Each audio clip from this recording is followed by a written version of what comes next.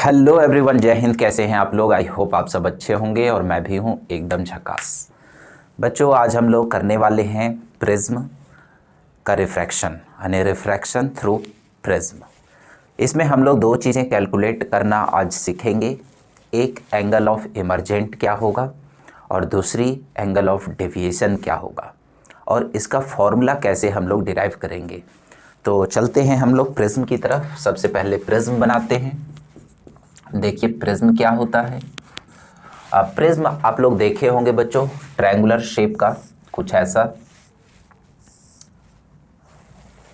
इसी का अगर मैं 3D बनाऊं तो कुछ इस तरीके से बनेगा। कुछ ऐसा होता है ये, कुछ इस तरीके से, ठीक है ना। ये प्रिज्म है। थोड़ा सा अटपटा दिख रहा होगा तो हम 2D बनाकर चलेंगे। और इसमें जो ये वाला पार्ट होता है बच्चों, इसको हम 2D बना लेते हैं, कुछ ऐसा। इसमें देख सकते हैं आप 3 फेसेस हैं, जिसमें से इसको हम लोग बेस बोलते हैं, बेस। और ये जो है ये है हमारा angle of prism, angle of prism. अगर हम एक बार प्रिज्म को बना देते हैं तो एंगल ए जो होता है वो फिक्स हो जाता है। मान लीजिए सपोज़ कि आपने प्रिज्म कुछ ऐसा बनाया है तो ये वाला एंगल कुछ और होगा। अगर आपने प्रिज्म को ऐसा बनाया है तो ये एंगल कुछ और होगा। तो आप क्या देख रहे हैं, एंगल ऑफ प्रिज्म जो है वो अलग अलग है।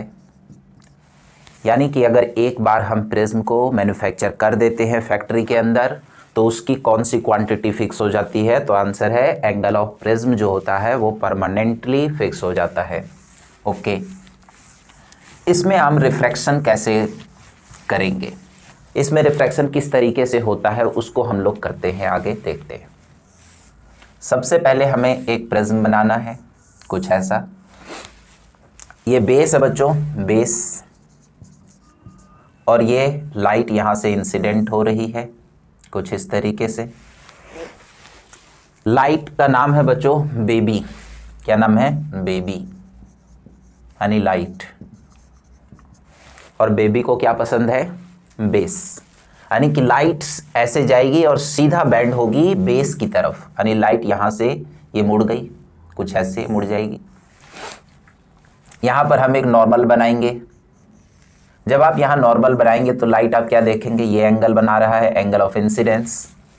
लाइट पहले सीधी जाती, अगर मीडियम एक होता तो ये लाइट बिल्कुल ऐसे चली जाती, कुछ इस तरीके से। लेकिन यहाँ डेंसर मीडियम है और लाइट जब रेरर से डेंसर में जाती है तो हम जानते हैं इसका रिफ्रैक्टिव इंडेक्स μ1, इसका μ2 मान लेते हैं। लाइट जब रेरर से डेंसर जाती है तो टुवर्ड्स नॉर्मल मुड़ती है, ये टुवर्ड्स नॉर्मल मुड़ गई लाइट यहाँ से।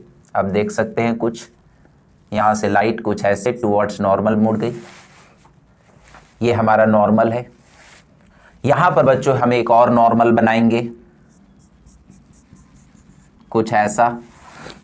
अब हम क्या देखेंगे कि ये लाइट डेंसर से रेरर की तरफ जा रही है, इधर रेरर मीडियम है, इधर भी रेरर है। लाइट डेंसर से जब रेरर जाती है, अगर इधर भी डेंसर होता तो लाइट सीधी जाती, लेकिन लाइट रेरर मीडियम में है तो नॉर्मल से दूर जाएगी, यानी लाइट ऐसे मुड़ जाएगी, कुछ इस तरीके से। तो लाइट बच्चों यहाँ से कुछ इस तरीके से बैंड हुई है। लाइट पहले सीधी जाती, कुछ ऐसे सीधी जा रही है बिल्कुल। तो अपने ओरिजिनल पाथ से ये लाइट जितना बैंड हुई है, ओरिजिनल रास्ता तो लाइट का ये वाला था, देख सकते हो।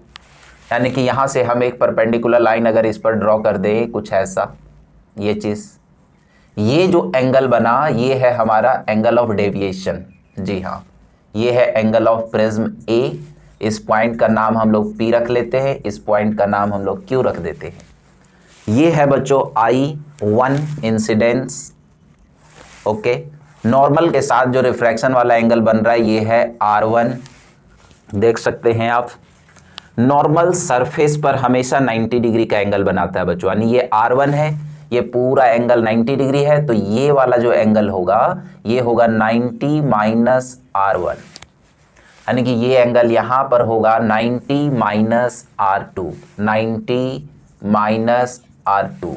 अब देख सकते हैं ये नॉर्मल है, नॉर्मल के साथ ये पूरा एंगल 90 है, ये R1 है, ये एंगल हमारा R2 होगा।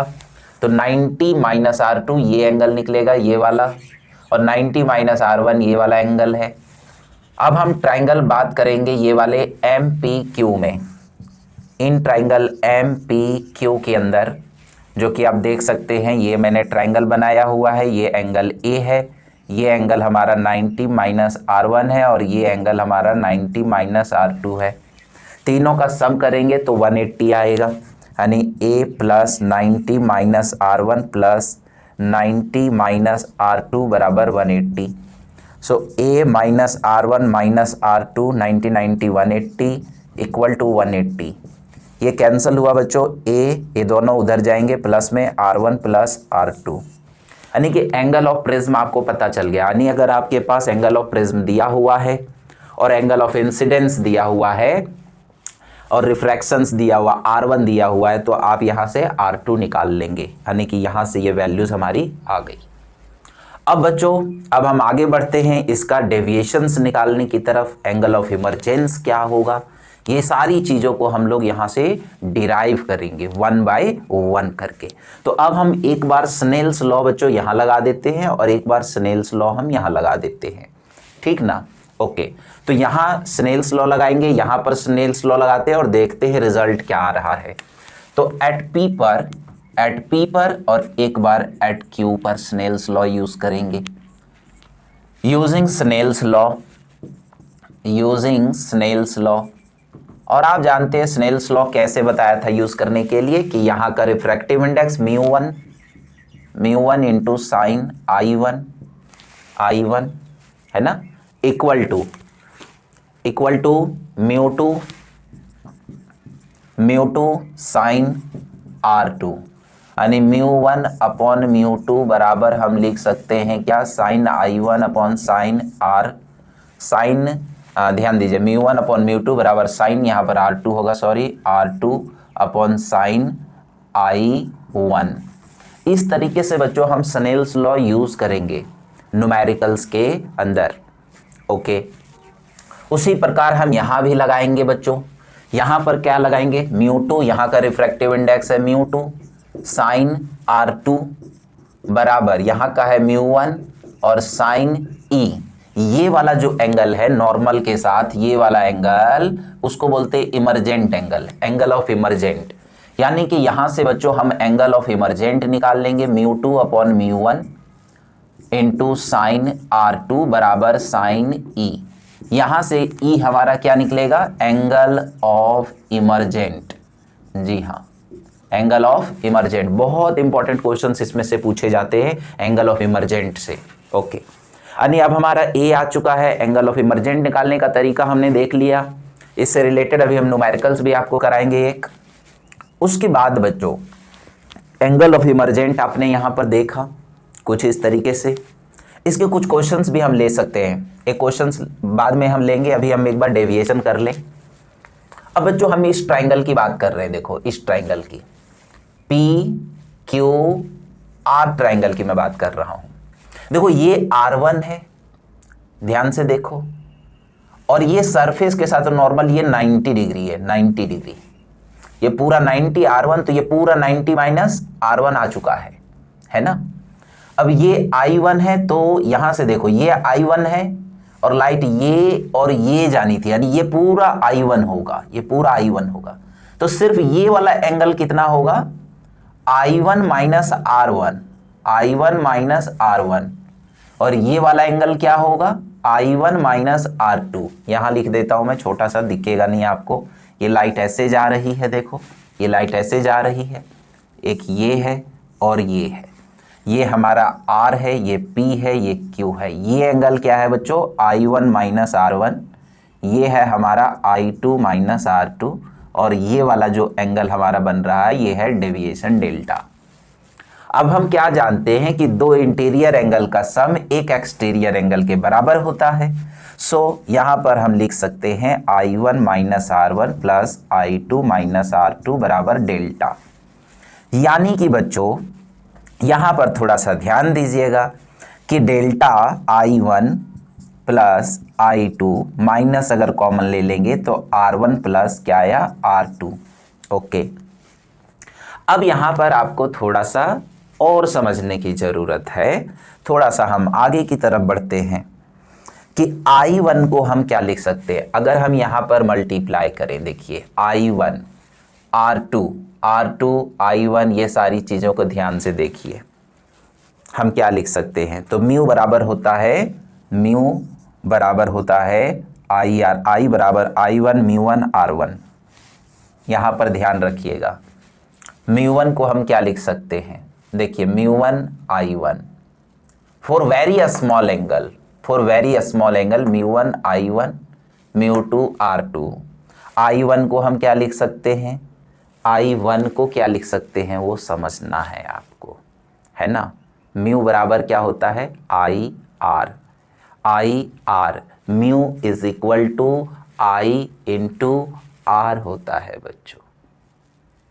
इस चीज को आपको समझना है।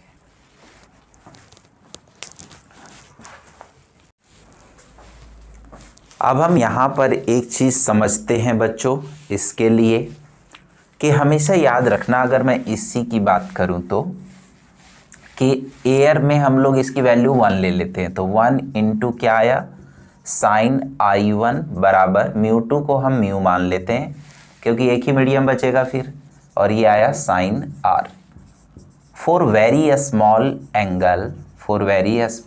एंगल के लिए साइन I1 को हम कंसीडर कर लेंगे I1, और साइन R1 को कंसीडर कर लेंगे R1। तो I1 बराबर क्या आ गया म्यू R, देख रहे हैं I1 बराबर म्यू R1। तो I2 बराबर हम क्या ले सकते हैं म्यू R2। अब यहां पर हम अगर यूज करते हैं mu R1 plus mu R2 minus R1 plus R2 equal to delta, mu common ले लीजिए तो R1 plus R2 minus R1 plus R2 ये आ चुका है। R1 प्लस R2 का रिलेशन A आ चुका है, तो हम लिख सकते हैं म्यू A माइनस A बराबर डेल्टा, यानी कि यहाँ से आप डेल्टा के डायरेक्ट रिलेशन निकाल लिए। डेल्टा बराबर हम लिख सकते हैं A कॉमन लेकर के mu minus 1 multiply by A। इस तरीके से हम किसकी वैल्यू निकाल लिए, डेल्टा यानी एंगल ऑफ डेविएशन। बहुत बच्चों को ये भी प्रॉब्लम होता है कि सर यहाँ पर तो I2 आपने दिखाया नहीं, वहाँ लिख कैसे दिया आपने। बच्चों यहाँ डायग्राम को कंपोज ना हो जाए, ज़्यादा कॉम्प्लिकेटेड ना हो जाए, इसलिए मैंने नहीं दिखाया, बट आप दिखा सकते हैं। देखिए नॉर्मल के साथ जो लाइट ये रिफ्रैक्ट हो रही है, ये वाला ये पूरा जो एंगल बना, ये पूरा एंगल आपका I2 है, ये एंगल R2 है। तो I2 में अगर R2 को हम माइनस करेंगे तो ये वाला एंगल मिल गया। उसी प्रकार यहाँ पर ये पूरी लाइन और ये लाइन नॉर्मल का, ये पूरा एंगल आपका I1 में माइनस R1 करेंगे तो ये एंगल आ गया I1 माइनस R1। और इस प्रकार आप प्रिज्म से रिलेटेड क्वेश्चंस आप यहाँ पर फाइंड आउट कर सकते हैं। तो मैं एक बड़ा